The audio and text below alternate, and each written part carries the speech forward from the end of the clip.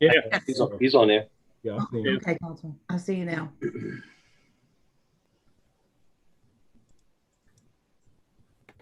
So just tell me when, guys. He's waiting for the live stream to come up. It looks like live now. We're going to admit the public right after that. Okay. We are live. Thank you. We're going to start bringing the public in now. Okay. Just let me know when everybody's in, Mr. Campo. Absolutely.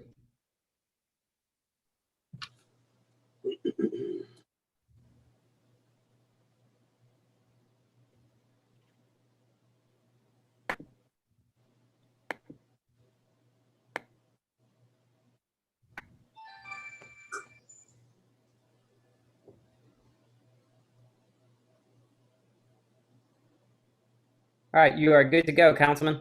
Thank you.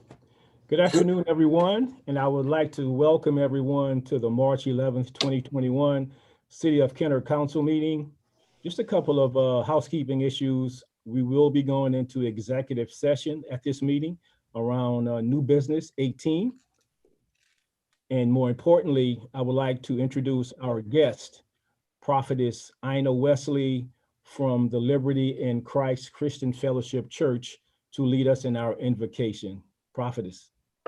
Thank you so much, Councilman, to the parish president and to the councilmen and women. Thank you so very much for this opportunity. Let us pray, please.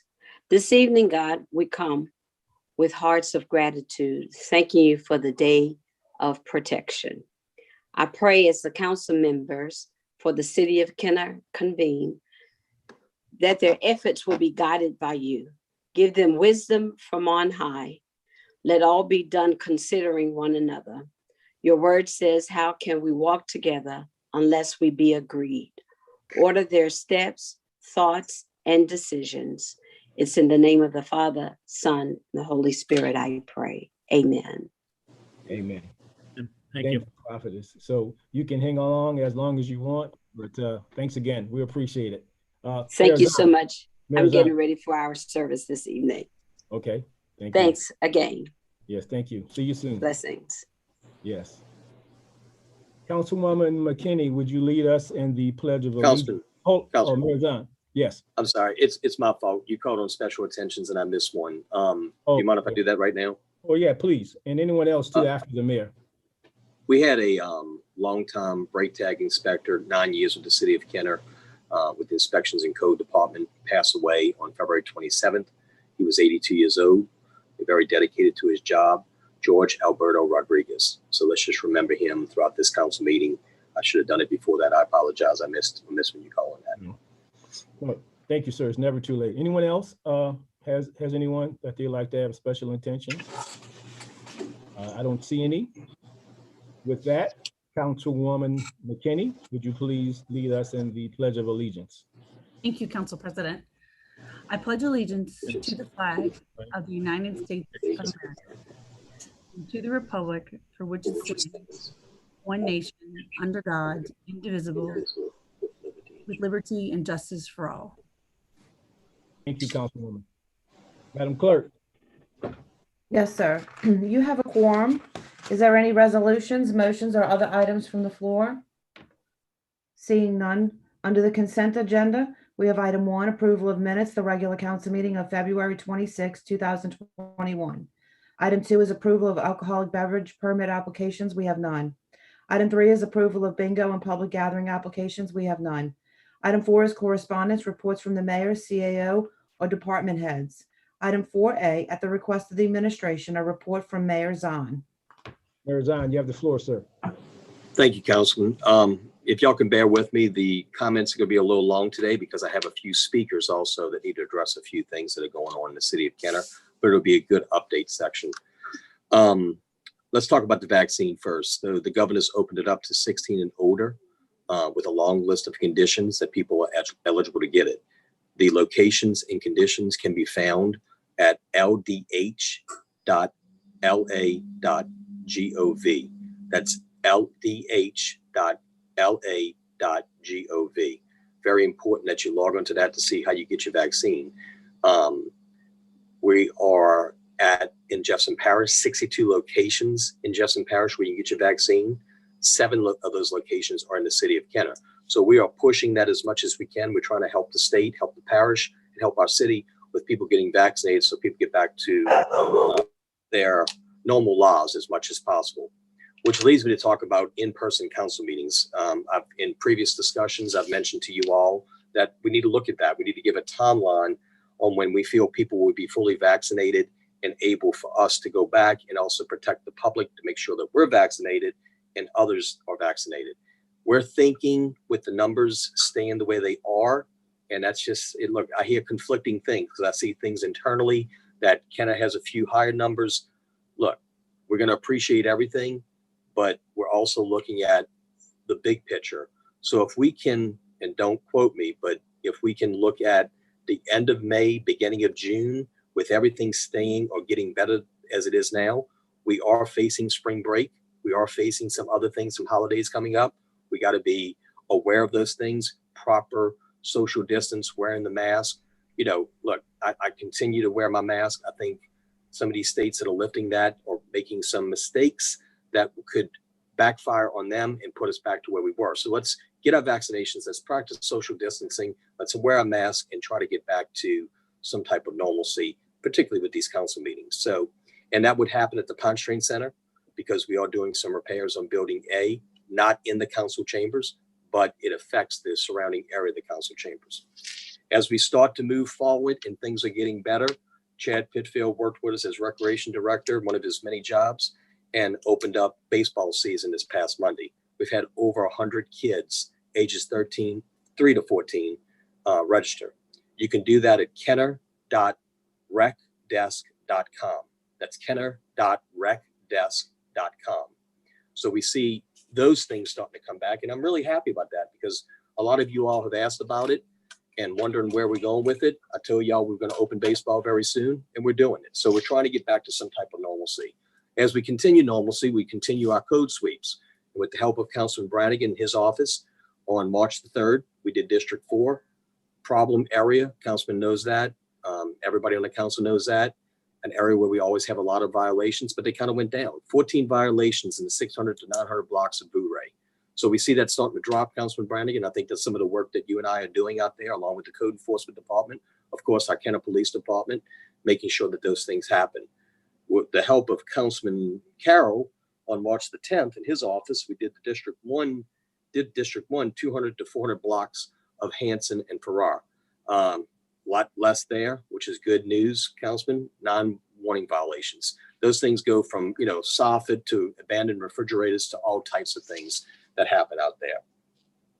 We're going to have at least 4 presentations when I start this one. We're going to talk about the fire station. We're going to talk about economic development, what's going on. And we also going to talk about the millages that are coming up. So we're going to have Frank Lang from Digital come up. We're going to, Councilman, if you could bear with us with this, Candace Watkins of Economic Development talking about what we've been pumping with TSW consultants on revitalizing your district, and Councilman Brannigan's Esplanade Mall area. For your area, Councilman, it would be Rivertown. And then Chris Fortunato will talk about our millage. But I want to work with Chad on this, and I want to make a few comments first. I know Chad's going to take it and run with it because there's been a lot of talk and a lot of hype about what's going on at Musperlino. So the walking track. And I saved it for tonight because I think this is the best captive audience to talk to everyone and explain to everyone and give the reason why this administration and the District 4 Councilman, George Brannigan, with the support I'm hearing, and I've talked to some of you all in the past, of the council understands what we're doing. When George Brannigan came into office, George and I talked with Senator Martini at the time about making Musperlino a premier facility. The only way that happens with a stadium is to put it in capital outlay. We have been waiting for that in capital outlay. We're hoping eventually we get that. But the first step is to change the track. Changing the track was around $150,000, $160,000.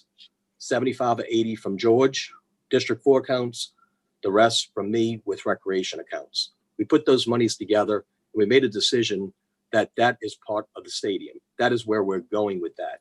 Since that time, of course, it was built, it was resurfaced, and here comes along COVID.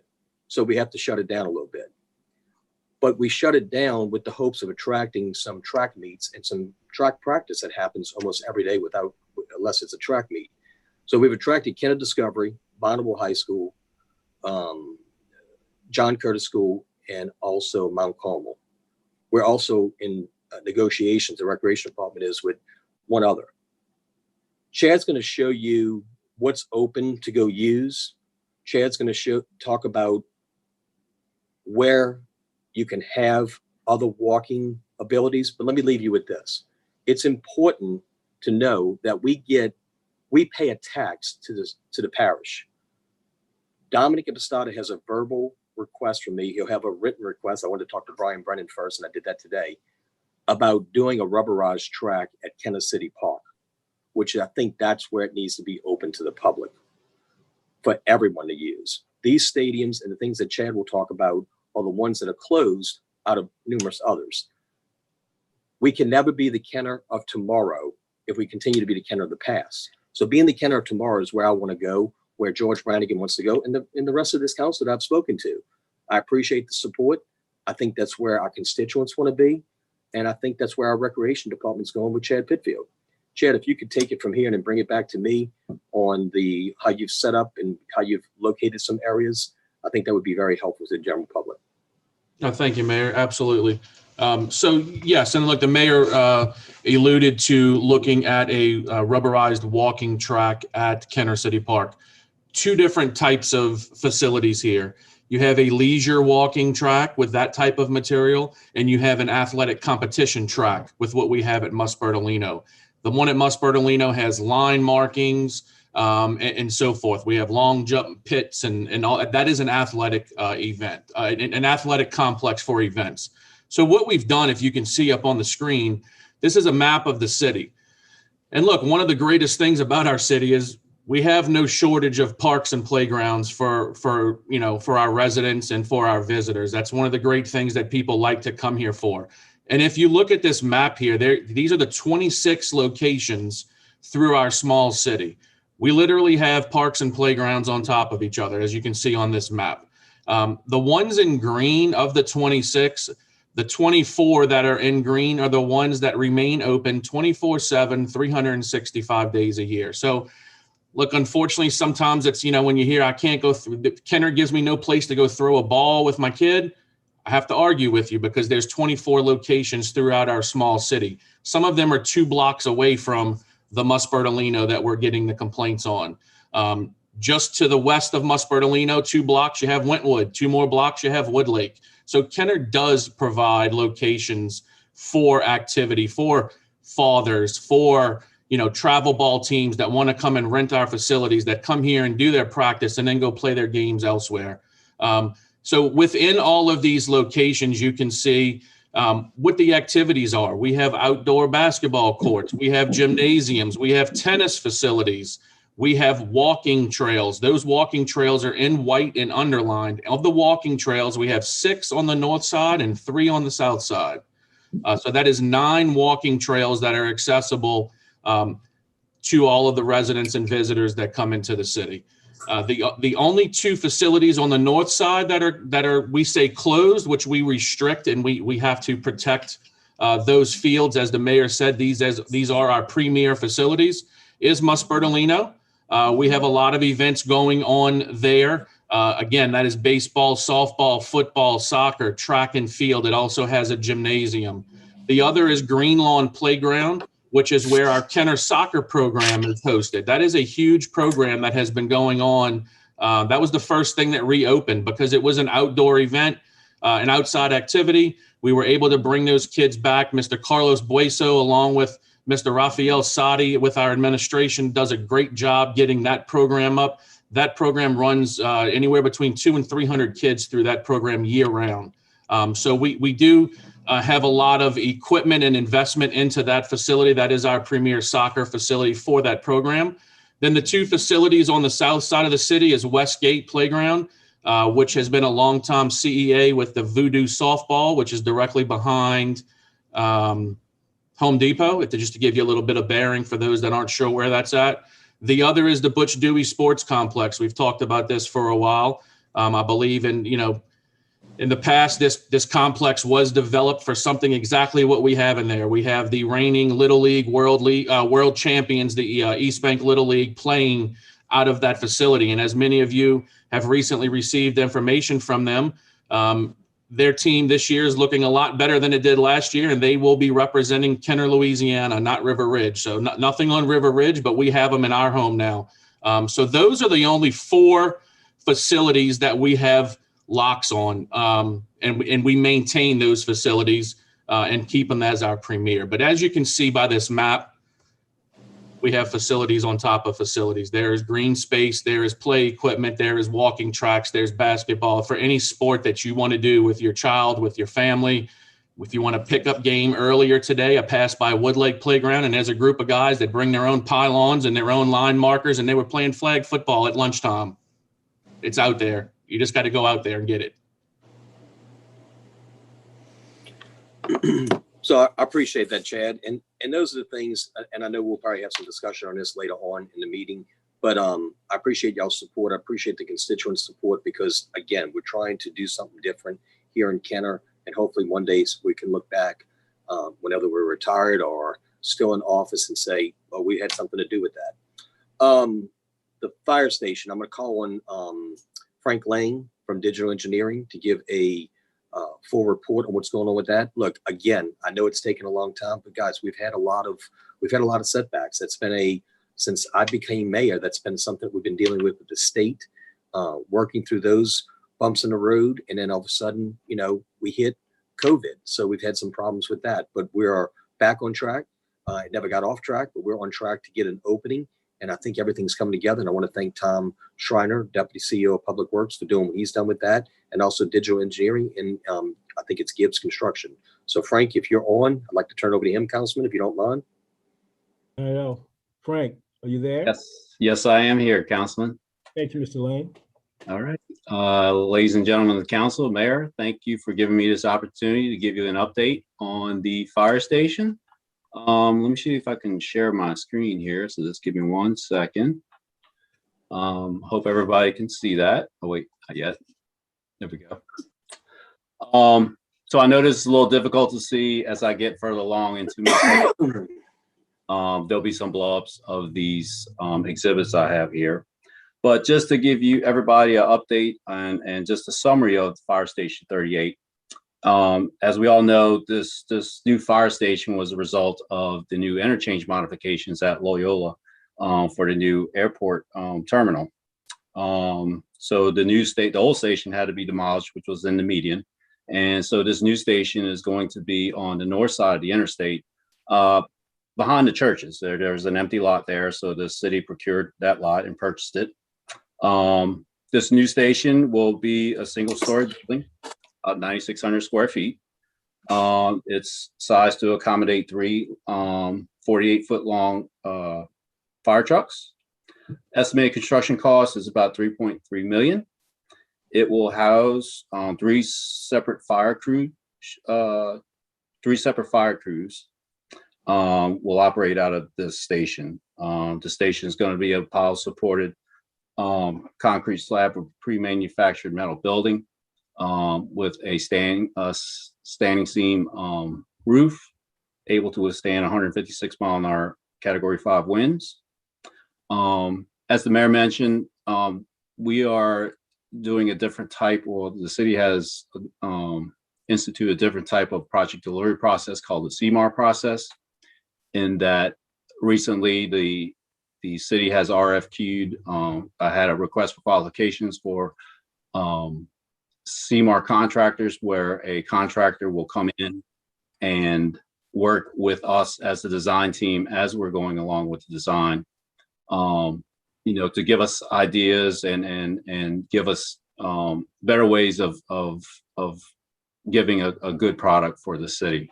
They might have ways of lessening the budget, making the station a little bit more cost effective on some building methods or building materials. So recently the city has awarded that CMAR. Well, they're in the process of finalizing the contract with the CMAR contractor, which is Gibbs Construction.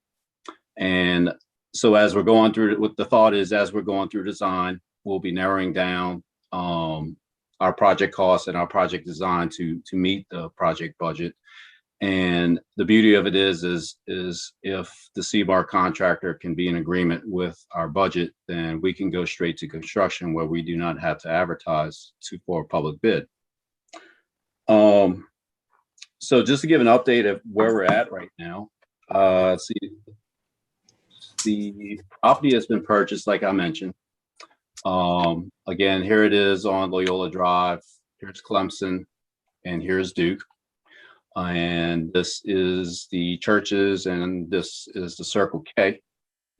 So previously, there used to be some power lines that ran through the middle of this empty lot. So those power lines had to be removed, which the city had to get some servitude along the front of Duke so that South can move their utilities out there. So that has been completed. Also, in the meantime, there's the temporary station that has been constructed out there. Our next step would be to surcharge the site, which the plans are completed on that, and that should be going out for advertisement or bid soon for installation. You also see there's a median crossover that will be installed. This is so that so the trucks are going to enter in Clemson, and when they get on a call, they'll go on Duke, and so they will be able to cross to go northbound on Loyola very easily once this crossover is installed. What has also happened or has been completed is the bidding of the preemption system. What that is that when a fire truck leaves Duke and he wants to go south on Loyola, equipment will be installed on these traffic signals where they will turn green and allow and reduce the response time for fire trucks going south on Loyola. So let me see, I'm just reading my notes here. I apologize. So right now we're about at a 20% state of our plans, current design. We're expecting the CMAR contract to be executed sometime towards the end of this month. And if that's correct, or that when that occurs, we will finalize the design for 30% within a month. And then we will continue working with the CMAR contractor and finalize our design with the intention of being completed with design around October or early November, and starting construction shortly thereafter. We're expecting a 1-year construction time, so we're looking at either October, November 2022 to be completed with construction. So here again, I kind of showed the fire station on the site. This is just another site plan view. And this is just a blow up with the floor plan of the fire station. Here you will note the 3 fire trucks. And this is the gear grid lockers where when the firemen get on a call, they'll go in here and grab their fire suits and their helmets and get in the trucks. There's also a training center that's going to be in this fire station. Here's the bunk area for the 12 firemen and their lockers for their equipment, and the restrooms. And here is some exterior elevations and some renderings we did of the station.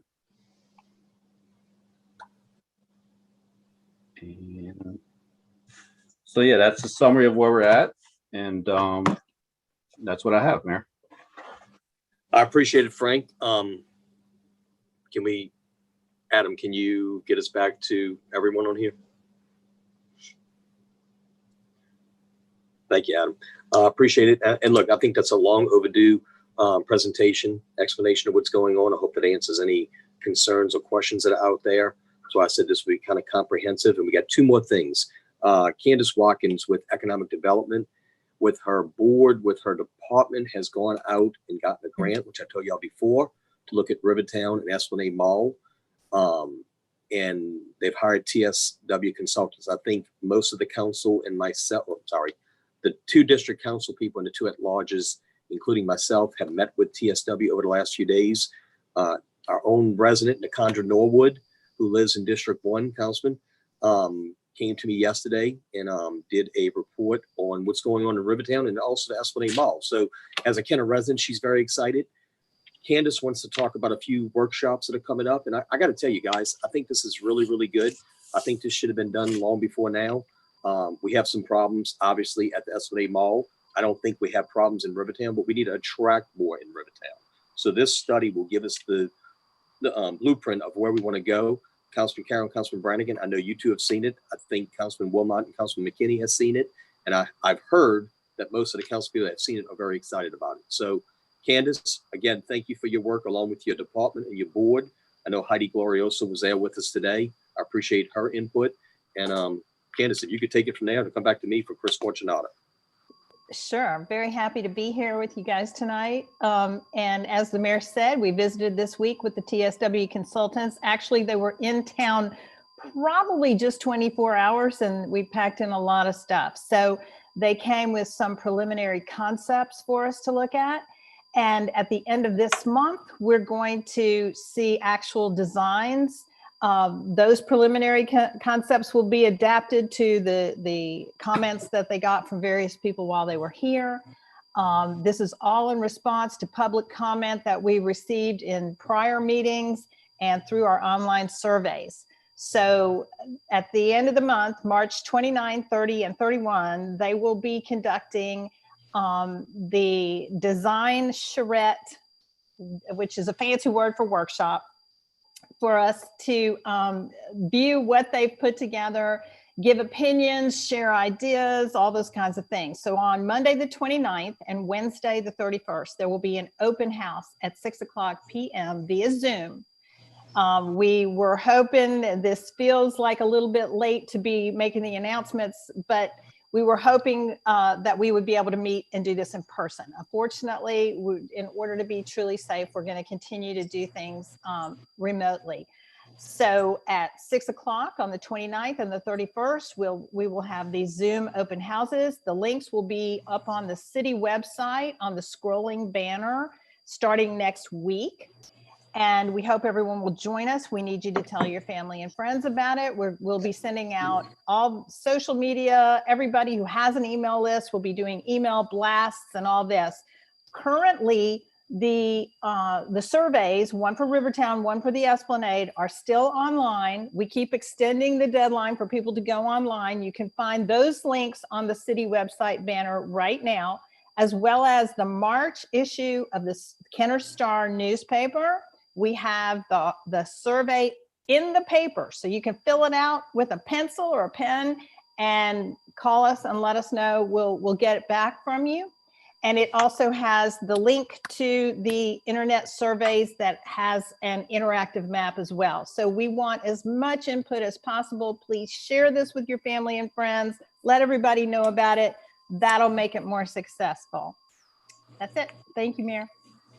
It's a very exciting thing. I get more and more excited about it every time I either meet with TSW by Zoom or today for the first time in person. So thank you, Candace, for what's going on there. Last thing, I promise it'll be the last one, guys. Chris Fortunato is here to talk about the upcoming millage election here in the city of Kenner. I know you see some signs out there right now for the parish. We've worked out something with the parish. Look, we support the parish's renewal of a millage, just like we support our own renewal of a millage. Those signs will be converted, those spots will be converted to I-signs as soon as that election's over with. That is not a new tax. Ours is not a new tax. I believe here it was a 7-0 vote with the administration supporting it and the city council 7-0 supporting that for our renewals that are coming up. And Chris is working solely on ours, but I'm trying to make sure that we don't get confused what's going on with the parish and think you don't have to vote again in April. You have to vote against in April right here for the city of Kenner and also in March for the parish. Chris? Well, that's pretty much it in a nutshell. Mayor, thank you very much. Again, the parish's millage renewal election is March 20th, which is 1 week from this Saturday. And we do not want to confuse our Kenner residents with the April 24th renewal election coming up in about 6 weeks from this Saturday. But the March 20th parish millages that are on the ballot a week from this Saturday, one of them will involve a vote for Kenner residents as well, and that is the Consolidated Waterworks District number 2. That includes the city of Kenner voters. The other parish millage is for Sewerage District number 1, which does not include the city of Kenner. However, Kenner does have its own sewage millage renewal coming up, along with fire protection and garbage service. Those are all renewals. They are continuations of 3 existing millages that have been in place for decades, certainly for the last 10 years. And those are coming up for renewal on April 24th. And again, we do not want to confuse our Kenner voters between the 2 elections. Again, the Kenner millage renewals will be on April 24th. The parish will be March 20th, which is a week from this Saturday. As far as our materials are concerned, we are actually ahead of schedule in producing our materials, which are designed to inform and educate our Kenner residents on the funding of the millage renewals. All of these materials will also be translated in Spanish for our Spanish-speaking residents. And again, we're trying to be careful not to confuse folks. The release of the vast majority of our materials will be coming up very soon. We just don't want to overstep and confuse anyone with the parish's information. So we'll have those materials ready to go for distribution coming up very soon. Thank you, Chris. It's extremely important. And Councilman, unless there's any questions, I'm finished. That might be longer than a council meeting. Yeah, I hope it is. A lot of information, a lot going on in our city, Councilman. Yeah, I have a few things to say. Thomas, Councilman Wilmot, you can go first. Thank you, Mr. President. I had a question for Mr. Frank Lang. You still there, Frank? Sir. Could you possibly put up the site plan again? Yeah, just give me 1 second. Okay. Let me pull up that and let me share my screen here. Let's see, can you see that? Let me scroll back up. You want to see this one? Oh, wait, I'm sorry. I hit my share button. There we go. There we go. How's that? Perfect. That's fine. Frank, I just wanted to ask you, as far as the lot itself, is the lot, it consists of all the land on the left too, that is just being green spaced at this point? Yes, that's correct. My understanding, this whole piece of property was purchased. So the green space area, is there any future plans for it, or is it just going to remain green space? Currently, it's just going to remain as green space. We didn't need all this land for, the fire station. And right now, the temporary station is located approximately where my hand is at. So we situated the temporary station where it would not be in conflict with construction for the new station. Okay, because I asked that because I look at the position of the current site that you have, and it makes me wonder why we're not more in the center of our lot as opposed to being closer to the commercial buildings along Loyola. Now, there is also, I don't know if you remember during my presentation, there's a training room in this station. So during training, there will be a number of other units coming in. This is my understanding that will come for training, and they will have their large vehicles. So the thought is they may be able to park in this area here also. Some provisions will probably need to be made so that they don't get stuck in here, since this is a grassy area, and depends on the type of vehicles they will come in. But it's kind of like an overflow parking area. And in case anything else needs to be constructed here, we thought it would be good to, one, keep it away from these residents and put it closer to the businesses. Okay, that What's makes the thought behind it? But behind locating it, further towards the east. Okay, but thank you for the explanation, Frank. All right, great. Yeah, Councilman Carroll. Councilman Brannigan. Uh, Oh, my, go ahead, fine. Greg. Mayor, okay. That's fine. I was just going to answer Councilman Willard's question. Yeah, please do, Mayor. I'll call him the chief. Mayor, When- go ahead. When we originally looked at that property, we talked about a buffer zone between the residents of that neighborhood and also the fire station. And I know the chief is, I think the chief is on. He had talked about future expansion of maybe something we may need there besides the parking, but you don't want to have that fire station. First of all, you need a place to house the fire station right now, the temporary fire station when one's being built, but also it's not a waste because outdoor training can also happen there. So there might not be a facility there, but we have to currently go across the river. I'm assuming we're still going there. This could be a spot where we can do some of the outdoor training right here in the future. If the fire chief is on, he could actually weigh in on that. Just to clear it up that we didn't just buy property we don't need. I'm here, Mayor. Yeah, we utilize that for some of our training, but a lot of our training, the ones that get us points, we have to conduct at a certified training facility, which all the departments in the area are taking more of a regional approach to that type of training. The state requires that a training facility is a minimum of 2.5 acres. So that would just house specialized training for the Kenner Fire Department there that we plan to use that for, and possibly in the future have storage of extra vehicles at a central location, which contributes to our fire department rating with the PL system.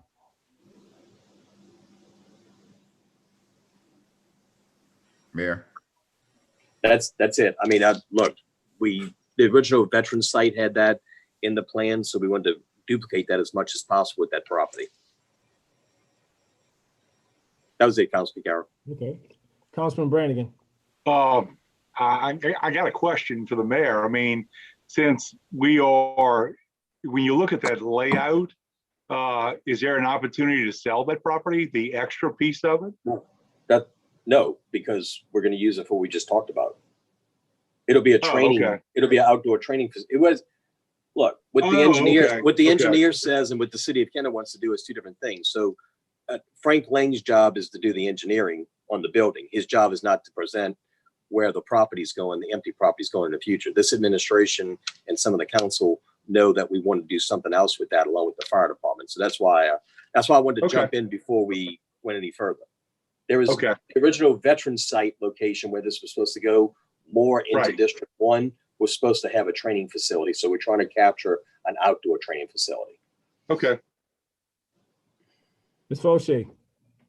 If I may, there are quite a few vehicles and auxiliary vehicles and devices that we have all over town in varieties of lean-tos, sheds, every device you can imagine. And part of the plan for this particular site was to do two things. One, to the extent that there was outdoor on-site training that could occur, we're not talking about certification, we're talking about just flat out training.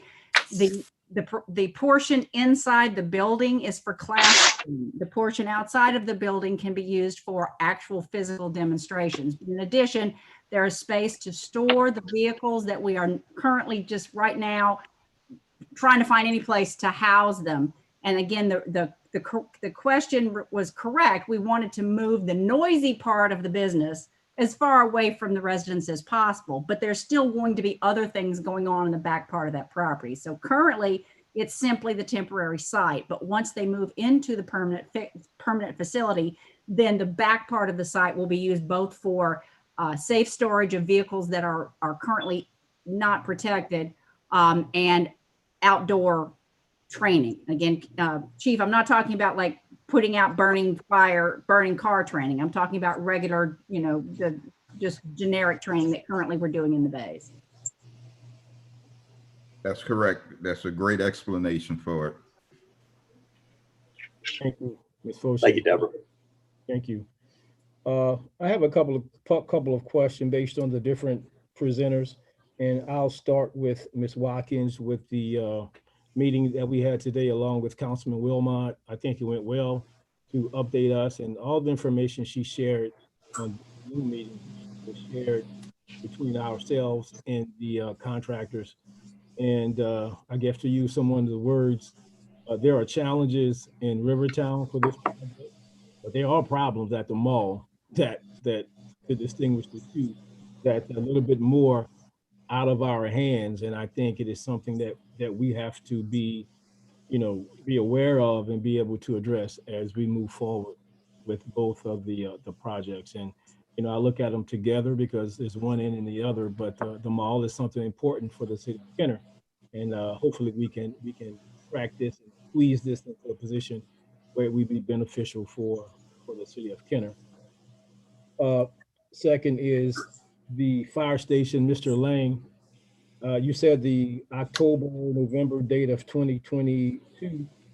Is that inconsistent with, I believe you mentioned about accepting the contract? When does that have to happen for us to stay on track with the schedule for November, December 2022? Or I'm does sorry, that- can you present your question again? You broke up when you were asking it. Okay. So Mr. Lang, the question was, you mentioned the fact about the schedule being complete in 22 of October, November. You also mentioned about the project being accepted by the builders of the project. When does that have to happen for us to meet our November, December 2022 completion date? Okay, well, we can work backwards a little bit. So we're expecting a 1-year construction time, estimating a 1-year construction time for the fire station. So that would mean that our design would pretty much have to be at close to 90 to 100% around October, November of the end of this year. I mentioned to you earlier, the CMAR contractor has been procured. Right now, they are finalizing their contract. So I'm envisioning that contract being executed in the very near future. And once the CMAR contractor's contract has been executed, we can move further along with design. We're about 25% complete on design. So we've got a good done. And so we're ready to work with the CMAR contractor, give them our first shot of our plans, let them start taking a look at our plans and how we're constructing the building and showing them our budget. Well, they know our budget, but and then we'll be working with the CMAR contractor, who is Gibbs, and refining our design and getting it to the budget, and with the understanding that we're going to be completed before October, November this year with the design. Okay, sir. Thank you very much. And don't go away. Obviously, we'll be looking forward to speaking with you again as we move further and further into the completion of this. And whenever there are milestones that you believe we need to know about, we'd appreciate it if you would come back and to let us know. Definitely, be happy to. Yes. The third thing that I had to mention was more or less recreation. And it is great to hear that the baseball program is going great. There are some additional conversations that I would like to have with Mr. Pitfield, and I will have that with him separately, because as it relates to other facilities, other properties in the city of Kenner opening it up, baseball is great. I'm speaking specifically in District 1. Baseball is not the number one thing. The gyms are the number one thing where people come. Speaking on myself, this is where I stayed, played most of my time. It was a gathering point for my friends, got out of the heat and a lot of other things. So that's important as well. So I'll be having a conversation with him about coming forward about opening up those facilities and letting the children play there and on the playground. And the second part is the mayor mentioned about the track, and the recreation director mentioned about the track. Also mentioned about the fact about the new rubberized track, which we don't have yet, which we're getting. I have not spoken to the mayor about any of this, so I'm going to make it as specific as I can. without having a future conversation with him, nor have I spoken with Councilman Brannigan about this. But I have spoken to a number of constituents in the city who are from District 1 or from other areas that have had history with the Musper-Lino track. And most of their concerns have been that, you know, when the track was first proposed to be corrected and to revise it to make it better, they never got the position or the understanding that it would be just for tournaments and stuff like that, which are great. I just think before we totally walk away from not letting the public participate, we need to look at some dates, some way of ensuring that it is not torn up, and also some dates to ensure that this is another location that we can use for people who just like walking around the track. I wouldn't want them to tear it up, but that is something we have to look at as well. I understand larger activities, larger sporting events, that they have certain fields for certain things that they practice on and some that they play on. But I think this is something based on what the people believed that was the understanding of fixing the park, that they would have an opportunity and be proud of to be able to participate. So I look forward to that conversation as well to see if we can do that as well to the general public for the Musper-Lino and the new beautiful track. So those are just my comments for that. And I look forward to speaking more with the mayor, Councilman Brannigan, and everybody else about in Pittsfield about the recreation, which is kind of dear to my heart. That's it for me. Anybody else have anything to say? If not, Madam Mr. Clerk? Chairman, that will conclude your consent agenda. If I could get a motion in a second. Yeah, motion by Councilwoman McKinney, second by Councilmember Carroll to approve. Council members, please vote. Councilmember McKinney, Yay. Councilmember Wilmot, Yay. Councilman Carroll, Yay. Councilman Segure, Yay. Councilman Hayes, Yay. Councilman Brannigan, Yes. Councilman Brennan. Yes. Motion passes 7-0. Under the public appearance agenda, we have item 9, public hearings and final passage. We have none. Item 10 is opening of bids. We have none. Item 11 is reclassification of zoning for final passage. We have none. Item 12 is other ordinances for final passage. We have none. Item 13 is resolutions and motions by council members. Item 13A is a resolution amending and correcting resolution number B-17135 relative to the acceptance of the contract with Ellison Builders LLC for the Department of Community Development. Motion by Councilmember Carroll, second by Councilmember Wilmot for approval. Council members, please vote. Councilman Wilmot, Yay. Councilman Carroll, Yay. Councilman Segure, Yay. Councilman Hayes, Yay. Councilman Brannigan, Yes. Councilman Brennan, Yes. Councilman McKinney. Yay. Motion passes 7-0. Item 14 is items removed from the consent agenda. We have none. Item 15 is acceptance of contracts and similar matters approved by the mayor. Item 15A is summary ordinance number 12,812. An ordinance approving amendment number 1 to the agreement with Digital Engineering and Imaging Incorporated regarding the wastewater department transition program to extend the term of the agreement by 2 years and increase the non-exclusive amount by $20,000 for the Department of Public Works. Motion by Councilmember Segure, second by Councilmember Brannigan to approve. Council members, please vote.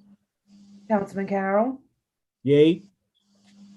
Councilman Segure, Yay. Councilman Hayes, Yay. Councilman Brannigan, Yes. Councilman Brennan, Yes. Councilman McKinney, Yay. Councilman Wilmot. Yay. Motion passes 7-0. Item 15B is a resolution approving amendment number 1 to the engineering agreement with Digital Engineering and Imaging Incorporated dated May 13, 2019 regarding fire station number 38 to increase the agreement amount by $69,598 and extend the term of the agreement by 3 years for the Department of Public Works. Motion by Councilmember Brennan, second by Councilmember Wilmot to approve. Council members, please vote. Councilman Segura, Yay. Councilman Hayes, Yay. Councilman Flanagan, Yes. Councilman Brennan, Yes. Councilman McKinney, Yay. Councilman Wilmot, Yay. Councilman Carroll. Yay. Motion passes 7-0. Item 16 is ordinances and resolutions in summary for first reading. Item 16A is an ordinance amending ordinance number 11,062, adopted by the City of Kenner on March 17, 2016, entitled Unified Development Code of the City of Kenner, more particularly amending and rezoning lots L3A, L4A, lots G1 through 4, and lots B1 through B8, square 465, Highway Park subdivision from RR1 Single Family Residential to SI Special Industrial, and amending and rezoning lots G5, G8, square 465 Highway Park subdivision from RR1 Single Family Residential to R2 Two Family Residential, and directing, authorizing, and empowering the planning of the City of Kenner to alter and amend the official code of the City of Kenner. Item 16B is an ordinance amending special ordinance 7746 to allow Five Guys Burgers and Fries to operate a restaurant less than 150 feet from the southern line of Lot Y1-B2 Chateau Estate subdivision in Kenner, Louisiana. Item 16C is an ordinance authorizing a public hearing and approving amendment number 3 to the fiscal year 2020 annual for the proposed community development block grant for the Community Development Department. Item 17 is reports from the council and our special committees. We have none. Item 18 is new business. Item 18A, at the request of the legal department, an executive session to discuss the legal matters concerning the following litigation cases. Rumeli Janitorial Service Incorporated versus the City of Kenner 24 Judicial Court, case number 806-208, and Veolia Water North America Operating Services LLC et al. Versus the City of Kenner, USDC-EBL number 2:21-CV-0327. Motion by Councilwoman McKinney, second by Councilman Wilmot to go into executive session. Council members, please vote. Councilman Hayes, Hey. Councilman Brannigan, Yes. Councilman Brennan, Yes. Councilman McKinney, Yay. Councilman Wilmot, Yay. Councilman Carroll, Yay. Councilman Segura. Yay. Motion passes 7-0 to adjourn into Wait, executive. hold on, Councilman Carroll. Yes, Mayor Zahn. Adam, can you go over, do you want to go over how to do this? Are we ready to go? I think we've gone through it with everybody, but just to reiterate, we will put you into executive session. We will bring you back. Just don't click anything. Don't do anything. And yeah, Adam, I like to just tell the public that we are going into executive session. We are going to come back to adjourn. We have to. So if you want to hang around, we'll be back. Yeah, no problem. I just want to make sure we're ready to go. Yeah. No glitches.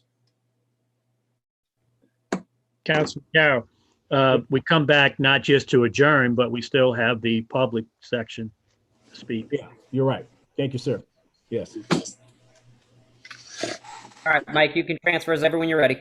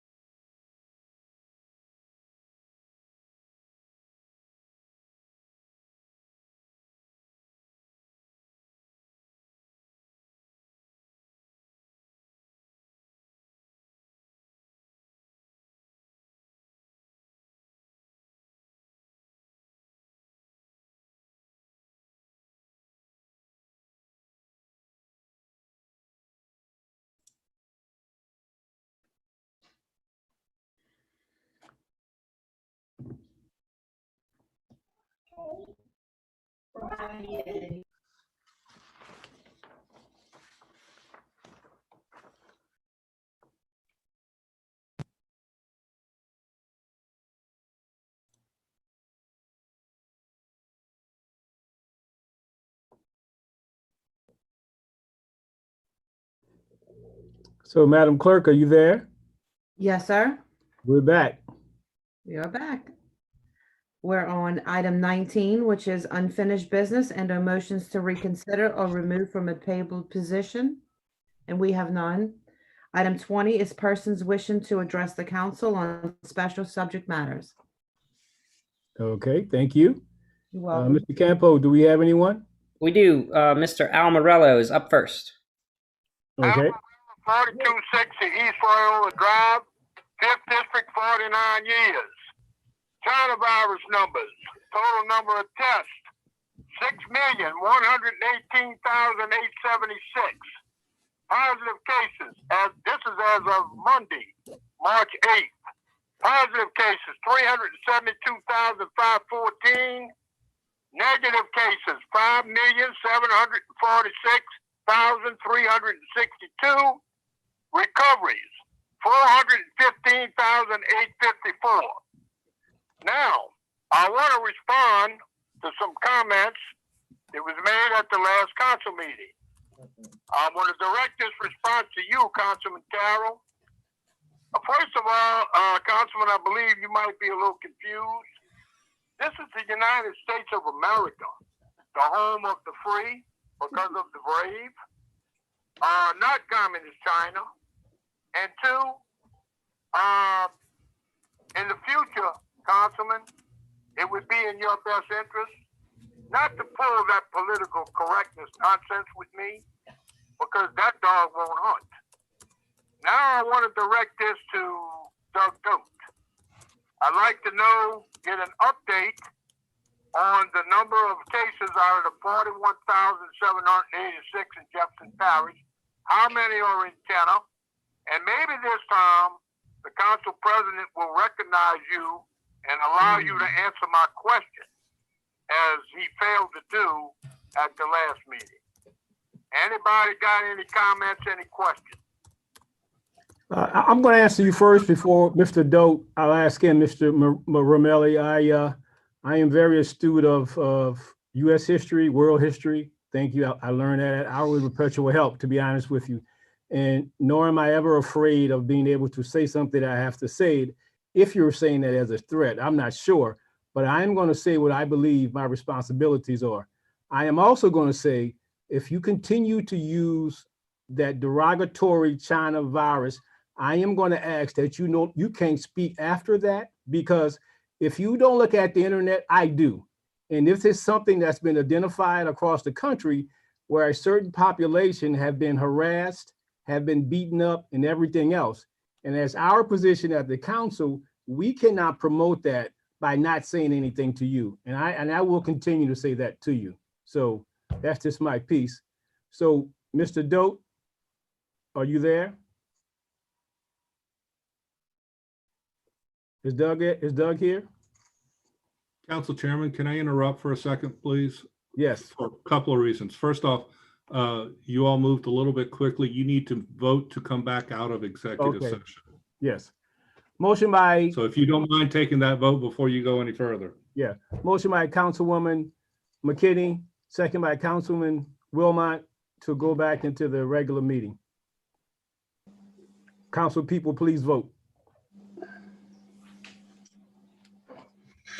Councilman Brannigan, Yes.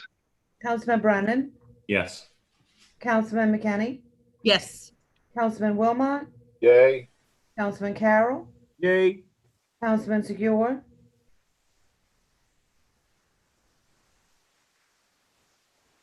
You're muted, Mike. Mike, you muted. Yeah, I don't know how he got muted because I didn't do it, but okay, yay. Councilman Hayes. Yay. Motion passes 7-0. So is Director Dope, Mr. Morella had a. Mayor Zahn has his hand raised. Mayor Zahn. So I'd like to have Doug at least reach out to Al Morella. I kind of like in between this, Councilman Carroll, I appreciate your comments. And it's just, I think it's going to get worse and worse. So if Doug Doe can, I'll give Mr. Doe Al's phone number. He can talk to him directly, because I just think it's going to get where you're going with it. You know what I'm saying? Where Al's going with it. Let's keep it above board. I mean, we know we have a problem. We know there's a COVID issue out there. The numbers are dropping.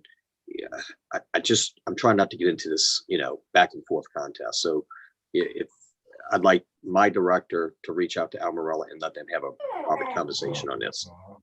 Oh yeah, I was merely asking. No, I know, but it's just if you choose not to respond, I'm good. But I needed to address that with Mr. Morella.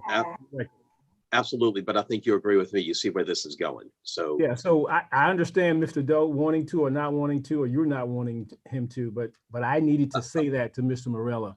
Absolutely, and I want him to, but I want him to do it I'll give Gotcha. Mr. Doe, the director, Mr. Morella's phone number. I think my office reached out to Mr. Morella this week on another issue, and he had no problem speaking with one of my assistants. So we can handle that and just keep this above board. You know what I'm saying? You're muted, Councilman. Councilman, you're muted. Yeah, somehow somebody else is muting us because. Yeah, I got muted. Right. I got muted Right, also. Mike, Councilman, you got muted. But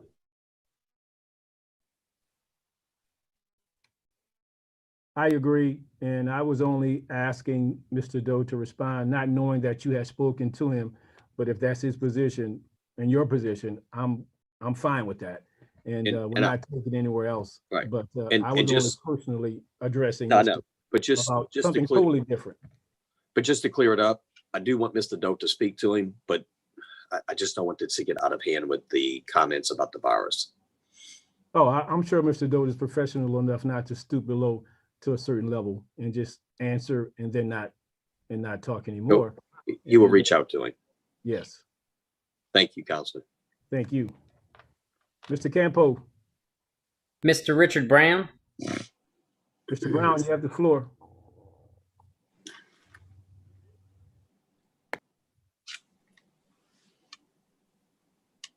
Mr. Brown.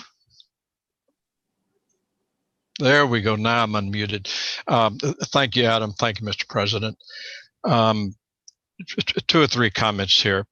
On the issue of the Mus Bernalino playground, and also the fact that many people could not get into the meeting tonight.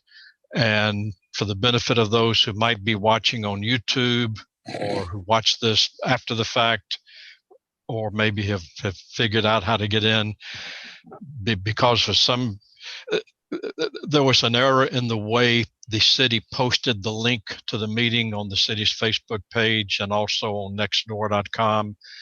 And there was no way members of the public could use that link to get into the meeting. It did not work.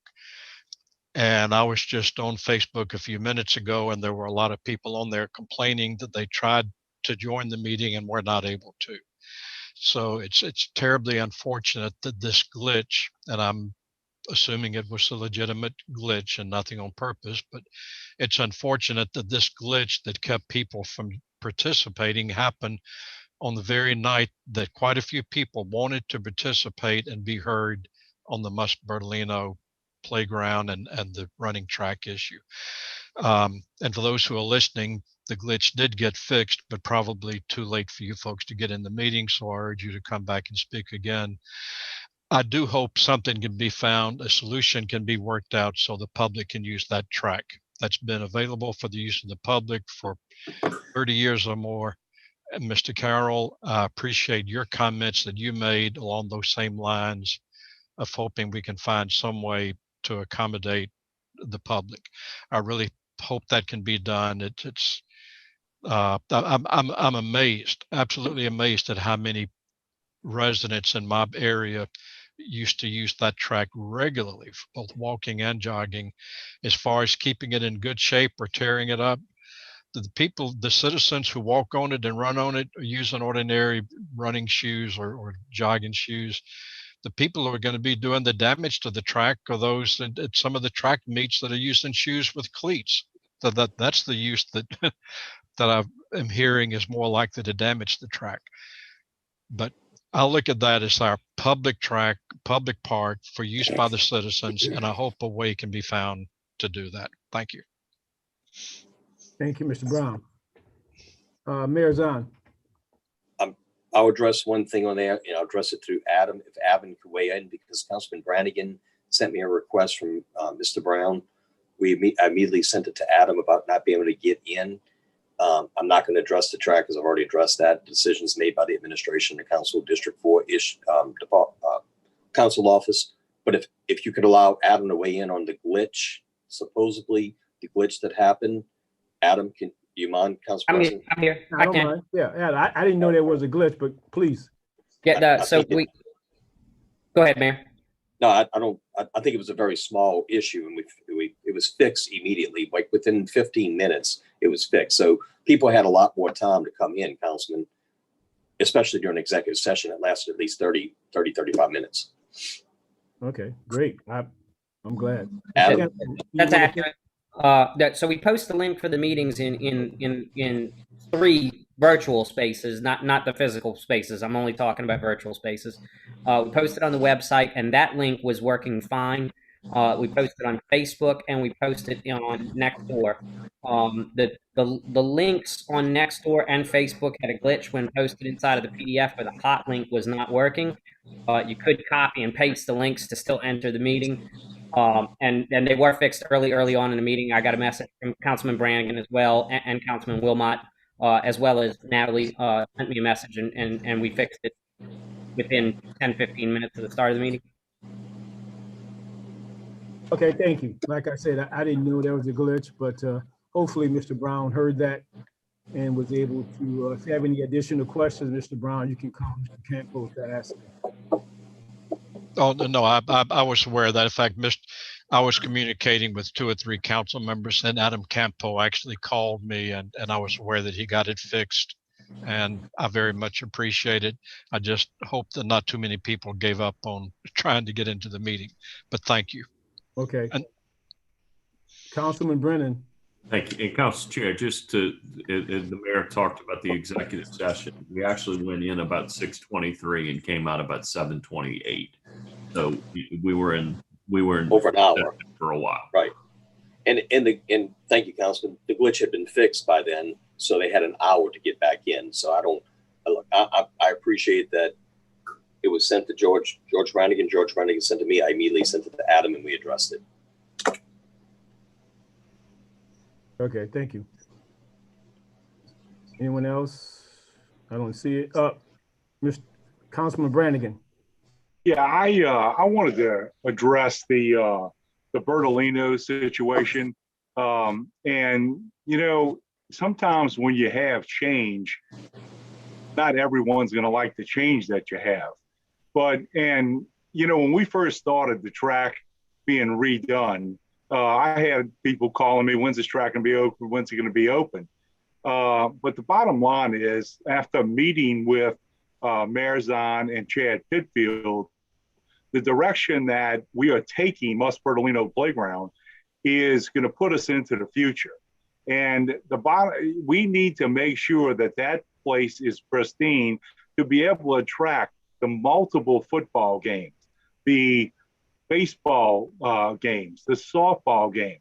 We are seeing, and I'm going to monitor this and look at how much use we have to make sure that it works out. But the bottom line is, if we can get a new football stadium in there, and the way things are going, we're trying to generate revenue for the city of Kenner. There are, like Chad Pitfield said, 6 places that people can go and walk. And you might have to drive a mile to get to it. But, we are taking this direction to move the city of Kenner forward. And it's going to be a little inconvenience for some people, and I'm sorry for that. But we need to look at building that park and making sure that we attract as many people to Kenner as we can, because it's going to help sales in our community. they might stop and eat, they might get gas. You've heard all of these things before. I feel that, I built the baseball field quadplex in 1994, raising money selling Snickers bars. Let me tell you, when these high school football games get there, City of Kenner can make a lot of money by having that concession stand flowing. So we look at this direction. I think that, I know that we're on the right track. And Mayor Zahn and Chad Pitfield and I sat down, and I think that this is the way we need to go right now. And that's my feelings on it. If you have any questions, feel free to call. Yeah, and I appreciate that, Councilman. And like I said before with my statements, I had not spoken to you. I plan on doing that. I had not spoken to the mayor. I plan on doing that. I had not spoken specifically with Mr. Pitfield about that. I plan on doing that. But my opinion is where I'm at. Now, we may disagree, and I think we do at this point, but that is a conversation that I think we should have. And I'm going to express my concerns, realizing it's your district, but it's open to the entire city of Kenner. And that's my part when I speak to you guys about how I feel about how we move forward or what could be some other alternatives. And I'm all for additional. Yeah, and Gregory, I'd be more than happy to talk to you about it, and you can understand where I'm coming from. Mm-hmm. All of us will never agree on everything. Yeah. But the deal is, the most important piece of the puzzle is that when we walk away from this place, we can go have a cup of coffee and shoot the breeze and be friends. And that's the bottom. All the time. I'll be glad to get with you next week and talk to you about it. But I think the direction that it's moving is the right direction at this time. And Gregory, if I don't think something is right later, I will change it. Yes, you would. And all I'm saying is just to be able to have that conversation, like you say, over a cup of coffee is important to be able to hear other perspectives. And I'm always open to that. And I disagree with people all the time, a number of times. And I'm an open-minded guy, so you know that. So I got you. So we will discuss, I promise, about it, and we'll see where we land at for sure. Okay. Thank you, Councilman. Talk to you next week. Yes, sir. Mr. Campo. Miss Catherine Rica, you can unmute your microphone. Hi, I'm glad that you gave me the time to talk. Thank you. I had a question regarding, I totally see Councilman Brannigan's point as far as the business possibilities for this park, but we live within earshot of Mus Bertolino, and we're keenly aware of when practices begin and when these events end.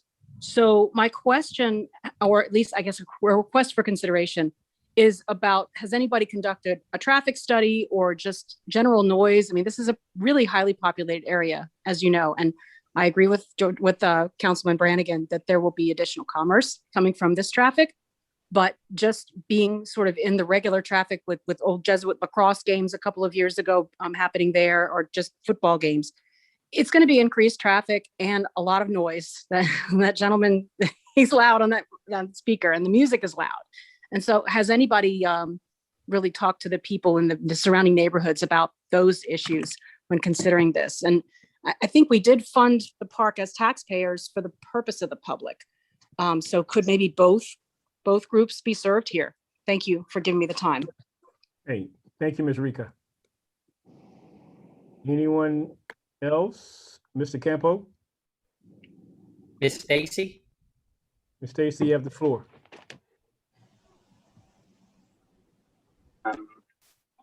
Hello. Good evening, everybody. Thank you. I just want to express my unhappiness with the fact that the residents are not able to use the walking track at Mus Bertolino. All of a sudden, this is the first we're hearing of this grand plan for a big stadium.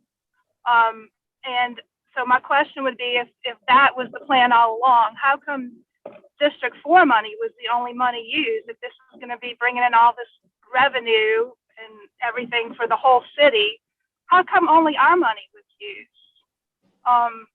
you know, that's not fair. And then the second part is even if this track is fully booked, like Councilman Brannigan and I had a conversation today, and he told me it's fully booked. I don't agree with the fact that even if that's the case, that the residents can't use the track part of it if it's booked for a softball game.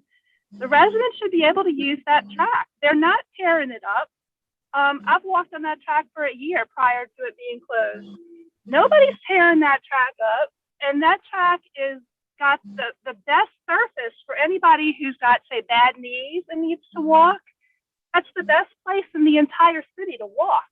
And especially during COVID, we should be able to get people out and walking around in the fresh air as much as possible. You know, I know there's other parks to go to, but I want to go to that park. My money, my tax dollars have paid for that park, as well as District 4 dollars. And the fact that the people that live close by, we can't use it, we don't want to go to another park. That's the best park there is, and we want to walk there. I think something needs to be done. Y'all need to reconsider this and let the people who have paid for that park use it. I haven't heard one good excuse or reason why we can't. I've heard a bunch of jibber jabber about all this pie in the sky stadium stuff, but I haven't heard anything legitimate, any reason that the residents can't use it. So, you know, I'm pretty upset about the way this is all going down. So, thank you. Thank you, Ms. Stacy. I appreciate that. And that's, you know, from my comments, as you heard, I will be speaking to the administration, Councilman Brannigan, about, you know, my opinions about what we think, and we're gonna at least talk about it for sure. And if we have to bring it back and talk again, we're obviously more than welcome to come back and talk about it. Thank you. Councilman Carroll. Yes, sir. Am I on? Yeah, you're on. I'd like to be in the discussion with you and Councilman Brannigan, because it's not all District 4 money. It's also city money. Look, it's all of y'all's district money is city money. Okay.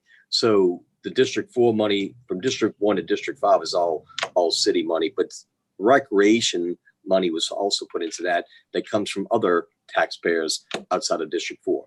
District 4 taxpayers alone did not pay for that. That is riverboat gaming money. So when people say that it's generated or insinuate that it's generated in one district, that's not true. It's generated in District 3.